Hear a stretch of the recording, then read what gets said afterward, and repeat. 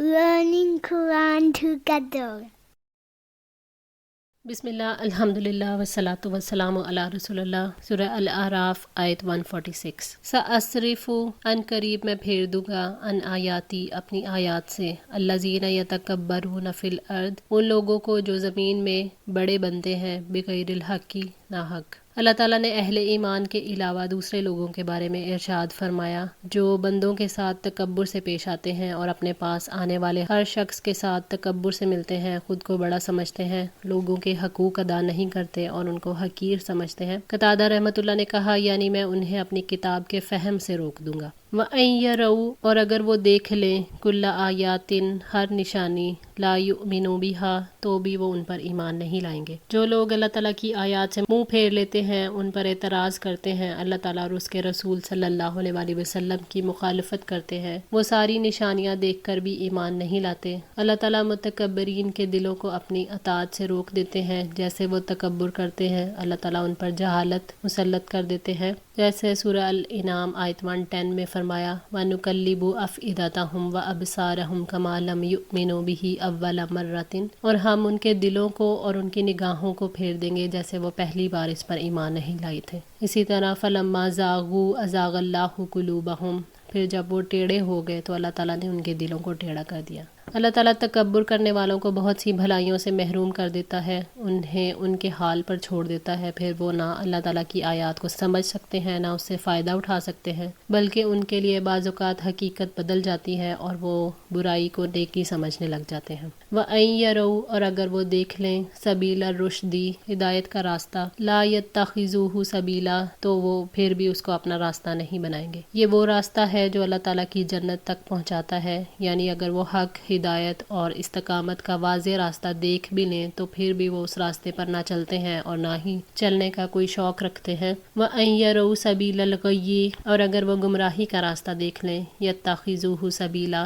तो उसको वो अपना रास्ता बना लेंगे, यानी वो रास्ता जो बदबख्ती के अंजाम को यानी जहन्नुम तक पहुँचाता है उसको वो अपना रास्ता बना लेते हैं और उस पर चलने लगते हैं। ज़ालिका भी अन्नहुम कज़्ज़बू भी आयातिना ये इस वजह से है कि उन्होंने हमारी आयात को झुटलाया वकानु अनहा गाफिलीन और वो उनसे गाफिल थे। अल्लाह ताला ने गुमराही के रास्ते पर चलने और हिदायत के रास्ते से हटाए जाने के असबाब बयान फरमाए हैं कि उन्होंने अल्लाह ताला की आयत को झुटलाया और उन्हें ठुकरा दिया। वो आयत जो कि हिदायत पर मुश्तमिल थी उन्होंने गफलत का रवैया इख्तियार किया और उनकी तरफ कोई तवज्जो नहीं की, ना उनमें दिए गए दलाइल पर गौर व फिक्र किया। तो अल्लाह ताला की आयत को झुटलाना और गफलत का रवैया इख्तियार करना उन्हें हिदायत के रास्ते से गुमराही के रास्ते पर ले आया। वल्लज़ीना कज़्ज़बू भी आयातिना और जिन लोगों ने हमारी आयत को झुटलाया वलिकाइल आखिरती और आखिरत की मुलाकात को हबीतत आमालुहुम उनके आमाल ज़ाया हो गए। यानी जिन लोगों ने आयत को और आखिरत की मुलाकात को झुटलाया तो उनकी कोई बुनियाद बाकी नहीं रही। अमाल के सही होने की शर्त है कि अल्लाह ताला पर ईमान और जज़ा और सज़ा पर ईमान रखा जाए। जो लोग ईमान की हकीकत को नहीं समझते हैं वो अल्लाह ताला की तकदीर के फ़ैसले नहीं समझते, इस वजह से वो गाफिल रहते हैं। उनको दुनिया की ज़िंदगी और उनकी कामयाबियाँ धोखे में डाल देती हैं। इस तरह हकीकत से कट कर जीने वालों के अमाल आखिरत में बर्बाद होने वाले हैं। हबीतत आमालुहुम उनके अमाल ज़ाया हो गए, यानी वो उनसे नफ़ा नहीं उठा सके क्योंकि वो मुशरिक के अमाल हैं और शिरक से अमाल ज़ाया हो जाते हैं। हल युजज़ौना नहीं वो बदला दिए जाएंगे इल्ला मा कानू यअमलून मगर जो वो अमल करते थे। उनके अमाल के ज़ाया हो जाने और शिरक और नाफरमानियों के हासिल होने में वो यकीन रखें कि ये बदला है और उसके सिवा क्या बदला दिया जाए, क्योंकि जज़ा अमल के मुताबिक होती है। जो शख्स अल्लाह ताला और आखिरत पर ईमान नहीं रखता वो अमाल पर सवाब की उम्मीद नहीं रखता तो अमाल ज़ाया हो जाते हैं। वत्तख़ज़ा और बना लिया कौमु मूसा मिन बअदिही मूसा की कौम ने उसके पीछे से मिन हुलियहिम अपने ज़ेवरात में से इजलन एक बछड़ा जसदन जिस्म वाला खुबारुन उसकी गाय की आवाज़ थी। मूसा अलैहिस्सलाम के तूर पर जाने के बाद बनी इसराइल अपने रब के वादे को भूल गए और उन्होंने औरतों के ज़ेवरात इकट्ठे करके उन्हें पिघलाकर एक बछड़ा बना लिया। कौम ने जब देखा कि ये बछड़ा आवाज़ निकाल रहा है, वो दीवार पर बनी हुई तस्वीर नहीं है बल्कि उसका एक पूरा वजूद है और उसकी गाय जैसी आवाज़ है, تو سامری جس نے بچڑا بنایا تھا اس نے کہا کہ یہ تمہارا اور موسیٰ کا الہ ہے، اس کی عبادت کرو۔ اس طرح بنی اسرائیل نے بچڑے کو معبود بنا لیا اور اس کی عبادت کرنے لگے۔ اللہ تعالیٰ نے فرمایا فَأَخْرَجَ لَهُمْ عِجْلًا جَسَدًا لَهُ خُوَارٌ فَقَالُوا هَٰذَا إِلَٰهُكُمْ وَإِلَٰهُ مُوسَىٰ فَنَسِيَ أَفَلَا يَرَوْنَ أَلَّا يَرْجِعُ إِلَيْهِمْ قَوْلًا وَلَا يَمْلِكُ لَهُمْ ضَرًّا وَلَا نَفْعًا۔ بس اس نے ان کے لیے ایک بچڑا نکالا جس کے لیے جسم تھا، جس کی بیل کی سی آواز تھی۔ پھر لوگوں نے کہا کہ یہ ہے تمہارا اور موسیٰ کا معبود، سو وہ بھول گیا تو کیا وہ دیکھتے نہیں تھے کہ نہ وہ ان کی بات کا جواب دیتا ہے، نہ ان کے کسی نقصان کا اختیار رکھتا ہے، نہ کسی نفع کا۔ سورۃ طٰہٰ آیت 88-89۔ بت پرستی کی خواہش قوم موسیٰ میں پہلے ہی موجود تھی، جب انہوں نے موسیٰ علیہ السلام سے بھی مطالبہ کیا تھا کہ ہمیں معبود بنا دو، جسے انہوں نے سختی سے رد کر دیا تھا۔ الم یروا، کیا انہوں نے نہیں دیکھا، انہ لا یکلمہم، کہ وہ ان سے بولتا بھی نہیں، ولا یہدیہم سبیلا، اور نہ وہ ان کو راستہ بتاتا ہے۔ اللہ تعالیٰ نے واضح فرمایا کہ اس بچڑے کے اندر ذاتی یا فعلی صفات نہیں ہے جو اس کے معبود ہونے کو ثابت کرتی ہوں، نہ وہ ان سے کلام کرتا ہے، اور کلام نہ کرنا عیب ہے۔ جانوروں میں بھی بولنے والے نہ بولنے والوں سے بہتر سمجھے جاتے ہیں، یہاں تو معاملہ معبود بنانے کا ہے۔ خود ہی سوچو کتنی بڑی نادانی ہے۔ اتخذوہ، سو انہوں نے اسے پکڑ لیا، وکانوا ظالمین، اور وہ تھے ہی ظالم۔ یعنی بنی اسرائیل نے بچڑے کو معبود بنا لیا، انہوں نے اس کی عبادت کی جبکہ وہ اس کا حق نہیں رکھتا تھا، انہوں نے شرک کیا جو سب سے بڑا ظلم ہے، اس طرح وہ بچڑے کو معبود بنا کر خود ظالم بن گئے۔ وَلَمَّا سُقِطَ، اور جب وہ گرائے گئے، فِي أَيْدِيهِمْ، اپنے ہاتھوں میں، وَرَأَوْا، اور انہوں نے دیکھا، أَنَّهُمْ قَدْ ضَلُّوا، کہ واقعی وہ گمراہ ہو گئے ہیں۔ بنی اسرائیل بچڑے کی عبادت پر شدید نادم ہوئے کیونکہ وہ عبادت باطل تھی۔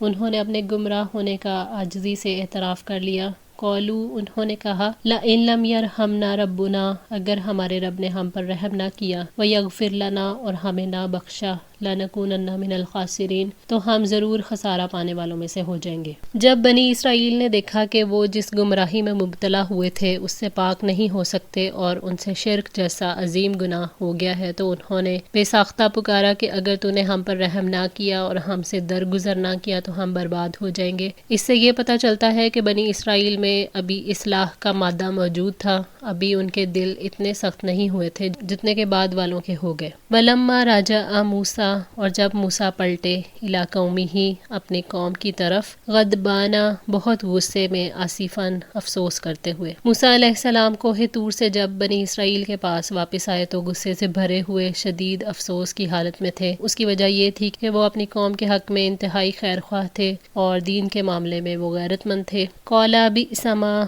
اس نے کہا بہت بری ہے، خلفتمونی، جانشینی کی تو نے میری، من بعدی، میرے بعد، اعجلتم، کیا جلدی کی تو نے، امر ربکم، اپنے رب کے حکم سے۔ موسیٰ علیہ السلام نے جب بنی اسرائیل کو شرک میں مبتلا دیکھا تو انہوں نے گمان کیا کہ ہارون علیہ السلام نے اصلاح کے سلسلے میں کوتاہی کی ہے، تو انہوں نے کہا کیا تم نے اپنے رب کے حکم سے جلد بازی کی، کیونکہ اس نے تمہارے ساتھ کتاب نازل کرنے کا وعدہ کیا تھا، تم اپنی فاسد رائے کے ذریعے سے اس برے کام کی طرف آگے بڑھے ہیں۔ وَأَلْقَىٰ، اور اس نے ڈال دی، الْأَلْوَاحَ، تختیاں، وَأَخَذَ، اور اس نے پکڑ لیا، بِرَأْسِ أَخِيهِ، اپنے بھائی کا سر، يَجُرُّهُ إِلَيْهِ، اور اسے اپنی طرف کھینچنے لگے۔ موسیٰ علیہ السلام نے غصے میں تورات کی تختیاں پھینک دیں اور ہارون علیہ السلام کے سر اور داڑھی کو پکڑا اور انہیں اپنی طرف کھینچا اور کہا، قَالَ يَا هَارُونُ مَا مَنَعَكَ إِذْ رَأَيْتَهُمْ ضَلُّوا أَلَّا تَتَّبِعَنِي أَفَعَصَيْتَ أَمْرِي۔ موسیٰ علیہ السلام نے کہا، اے ہارون، تم نے جب انہیں دیکھا کہ وہ گمراہ ہوئے تو کس چیز نے تمہیں روکا کہ تم میری پیروی نہ کرو؟ تو کیا تم نے میرے حکم کی نافرمانی کی؟ سورۃ طٰہٰ آیت 92-93۔ قَالَ ابْنَ أُمَّ، اس نے کہا، اے میری ماں کے بیٹے، ان القوم استضعفونی، یقیناً قوم نے مجھے کمزور سمجھا، وقادوا یقتلوننی، اور قریب تھا کہ مجھے قتل کر دیتے، فلا تشمت، پس تو نہ ہنسنے دے، بی الاعداء، مجھ پر دشمنوں کو، ولا تجعلنی مع القوم الظالمین، اور مجھے ان ظالم لوگوں میں شامل نہ کرو۔ ہارون علیہ السلام ماں اور باپ دونوں کی طرف سے موسیٰ علیہ السلام کے بھائی تھے، تو صرف ماں کا ذکر انہوں نے ان کے دل کو نرم کرنے کے لیے کیا. انہوں نے کہا کہ اے میری ماں کے بیٹے، تم میری داڑھی کو نہ پکڑو اور نہ ہی میرے سر کو. یقیناً میں اس سے ڈرا کہ تم کہو گے کہ تم نے بنی اسرائیل میں پھوٹ ڈال دی اور تم نے میری بات کا انتظار نہیں کیا. سورہ طٰہٰ آیت 94. مجاہد کا قول ہے حضرت ہارون علیہ السلام نے کہا کہ مجھے بچھڑے والوں میں شامل نہ کریں، یعنی مجھے ظالم لوگوں میں شامل کر کے میرے ساتھ ان جیسا معاملہ نہ کریں. ظالم تو وہ ہے جنہوں نے کفر اور شرک کیا، میں ان کے ظلم میں شریک نہیں تھا. جب ہارون علیہ السلام نے کہا کہ میں نے تو اصلاح کی کوشش میں کمی نہیں کی تھی بلکہ انہوں نے مجھے دبا لیا تھا، قریب تھا کہ مجھے مار دیتے، تو آپ دشمنوں کو مجھ پر ہنسنے کا موقع نہ دیں اور مجھے ظالم گروہ میں شامل نہ کریں. اس طرح موسیٰ علیہ السلام کے جذبات ٹھنڈے ہوئے اور انہوں نے معذرت قبول کر لی. قال رب اغفر لی، انہوں نے کہا اے میرے رب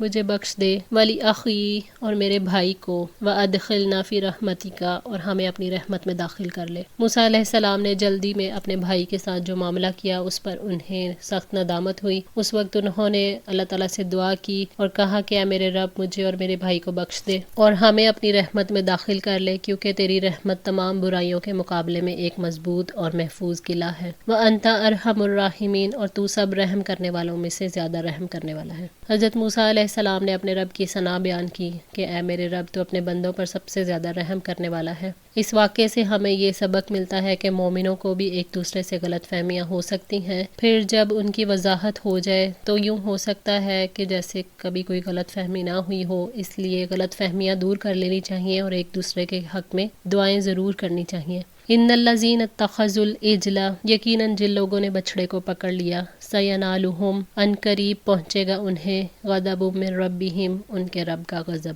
اللہ تعالیٰ نے بچھڑے کی پرستش کرنے والوں کا ذکر کرتے ہوئے فرمایا کہ یقیناً جن لوگوں نے بچھڑے کو پکڑ لیا یعنی معبود بنایا اور انہوں نے اس کی عبادت کی، انہیں اس دنیا کی زندگی میں اپنے رب کے غضب کا سامنا کرنا پڑے گا. اور اللہ تعالیٰ کے غضب کا ثبوت ہے کہ اس نے اس وقت تک ان کی توبہ قبول نہیں کی جب تک انہوں نے آپس میں ایک دوسرے کو قتل نہیں کیا. یہ واقعہ سورہ البقرہ 54 میں گزر چکا ہے. وَذِلَّةٌ فِي الْحَيَاةِ الدُّنْيَا، اور دنیا کی زندگی میں ذلت. ذلت سے مراد ہے ان لوگوں کا یہ اقرار کر لینا کہ واقعی ہم نے گمراہی کا کام کیا اور پھر اپنی جانوں کو قتل کرنے کے لیے پیش کر دینا. اور ایک قول یہ بھی ہے کہ ذلت سے وہ حالت مراد ہے جو ان لوگوں کو اس وقت پیش آئی جبکہ اس بچڑے کو جلایا گیا اور سمندر میں پھینک دیا گیا جس کی انہوں نے عبادت کی تھی. اور ایک قول یہ ہے کہ ذلت سے وہ مسکنت مراد ہے جو انہیں اور ان کی اولاد کو دنیا میں پیش آتی رہی اور وہ سفر کی حالت میں کئی سالوں تک زمین پر گھومتے رہے. یہ ذلت ان کے اپنے رب کے ساتھ کفر کی وجہ سے اللہ تعالیٰ کی طرف سے سزا کے طور پر ہے.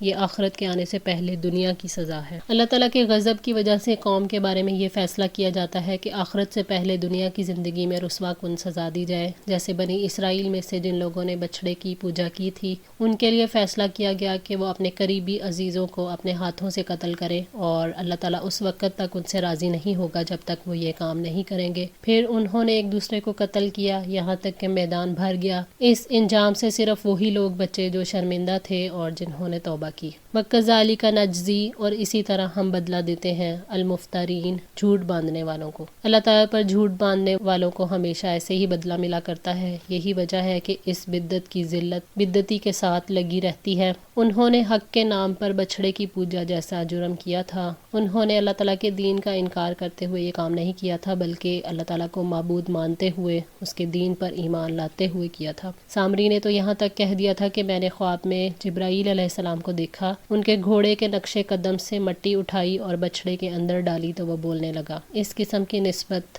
اللہ تعالیٰ پر جھوٹ باندھنا ہے. والذین عملوا السیئات، اور جن لوگوں نے برے اعمال کیے، ثم تابوا من بعدها، اور اس کے بعد انہوں نے توبہ کی، وآمنوا، اور ایمان لے آئے. اللہ تعالیٰ نے گناہوں سے توبہ کے بارے میں خبر دی ہے اور یہ حکم عام ہے جس میں بنی اسرائیل بھی اور دیگر لوگ بھی شامل ہیں. جن لوگوں نے شرک کیا اور کبیرہ اور صغیرہ گناہ کیے پھر اس کے بعد توبہ کی، اللہ تعالیٰ کی طرف رجوع کیا یعنی گزشتہ گناہوں پر ندامت کے ساتھ عزم بھی کیا کہ وہ ان گناہوں کو دوبارہ نہیں دہرائیں گے، تو یہی اصل توبہ ہے. اور وہ اللہ تعالیٰ اور ان تمام امور پر ایمان لے آئے جن پر ایمان لانا اللہ تعالیٰ نے واجب قرار دیا.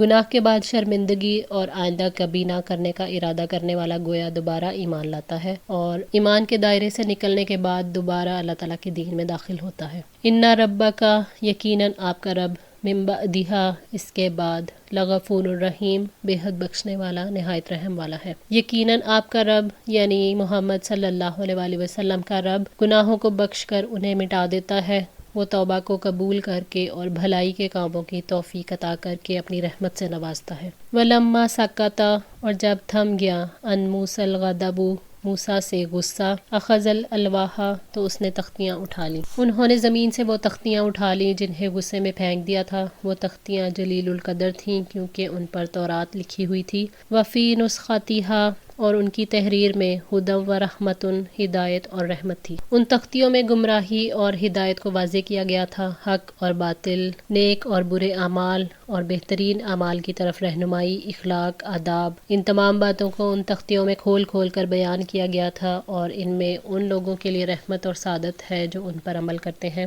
للذین ہم اور ان کے لیے جو لربہم یرہبون اپنے رب سے ڈرتے ہیں، یعنی جن کے دل سچائی کے لیے کھل گئے ہیں اور جو اللہ تعالیٰ سے ڈرتے ہیں ان کے لیے وہ رحمت اور ہدایت ہے۔ وَاخْتَارَ موسیٰ اور منتخب کر لیے موسیٰ نے قومہ اپنی قوم سے 70 رجلاً 70 آدمی لمیقاتنا ہمارے مقرر کردہ وقت کے لیے۔ جب بنی اسرائیل نے توبہ کی اور وہ ہدایت کے راستے پر واپس آئے تو اپنی قوم کے 70 بہترین آدمیوں کو چنا۔ ان کا انتخاب اس لیے کیا تھا کہ وہ اپنی قوم کی طرف سے معذرت کریں۔ اللہ تعالیٰ نے ان کے لیے ایک وقت مقرر کر دیا تھا کہ وہ اس کے پاس حاضر ہوں۔ جب وہ حاضر ہوئے تو مطالبہ کیا ارین اللہ جہرہ، سورہ النساء 153۔ یوں انہوں نے اللہ تعالیٰ کے حضور حاضر ہو کر گستاخی اور بے ادبی کا مظاہرہ کیا۔ فَلَمَّا أَخَذَتْهُمُ الرَّجْفَةُ پھر جب ان کو زلزلے نے پکڑ لیا، قال ربی اس نے کہا اے میرے رب، لو شئت اگر چاہتا تو اہلکتہم ہلاک کر دیتا تو انہیں من قبل